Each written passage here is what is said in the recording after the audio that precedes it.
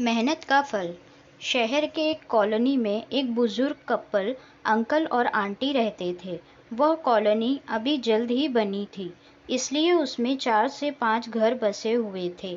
इनका बेटा इन्हें छोड़कर अपने पत्नी के साथ विदेश में रहता था, क्योंकि उसकी पत्नी ये नहीं चाहती थी कि वह घर पर रहकर अपने सास ससुर की मदद करे। ये बुजुर्ग अंकल और आंटी जिस कॉलोनी में रहते थे, उन्हें हमेशा से ये डर रहता था कि कहीं कोई घटना न हो जाए, इसलिए वे ज़्यादा घर से बाहर नहीं निकलते थे। लेकिन उनका ये रूटीन था कि वह हर सुबह सूरज निकलने के बाद टहलने के लिए निकल जाते थे। एक दिन दोनों रोज़ की तरह ही सुबह को टहलने निकले थे। उन्होंने देखा कि एक लड़का तेज़ी से साइकिल चलाता हुआ जा रहा है और उस साइकिल के पीछे एक फावड़ा बंधा हुआ था, लेकिन उन्होंने ज़्यादा ध्यान नहीं दिए और चले गए। दूसरे दिन उसी समय फिर से वह लड़का दिखा और उसी तरह तेज़ी से साइकिल चलाता जा रहा था। इसी तरह तीसरे और चौथे दिन भी वह लड़का दिखा। 5वें दिन आंटी जी ने अंकल जी से पूछा कि ये लड़का हर रोज़ सुबह इसी समय तेज़ी से साइकिल चलाते हुए जाता है। मुझे लगता है कि कुछ गड़बड़ है, कहीं ये लड़का कोई गलत काम करने तो नहीं जा रहा है। लेकिन अंकल जी ने मना कर दिया कि जा रहा होगा कहीं, हमसे क्या। परंतु आंटी जी बोली, हमको देखना चाहिए कि हमारे कॉलोनी में कोई गड़बड़ तो नहीं। अंकल जी बोले, ठीक है, अगले दिन हम इस लड़के का पीछा करेंगे और देखेंगे कि ये जा कहाँ रहा है।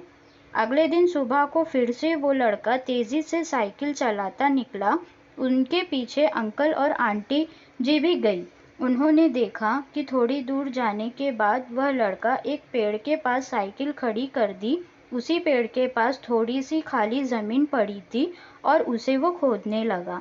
अंकल और आंटी जी कुछ देर तक देखते रहे कि ये लड़का क्या कर रहा है, लेकिन लड़का ज़मीन खोदे जा रहा था। कुछ देर बाद उन्होंने लड़के से पूछा कि आप ये ज़मीन क्यों खोद रहे हो? लड़के ने मुस्कुराते हुए कहा कि अंकल जी, मैं आप दोनों को रोज़ देखता हूँ, लेकिन आपको मुझसे डरने की ज़रूरत नहीं, और यहाँ ज़मीन इसलिए खोद रहा हूँ कि मेरी नई नई नौकरी लगी है।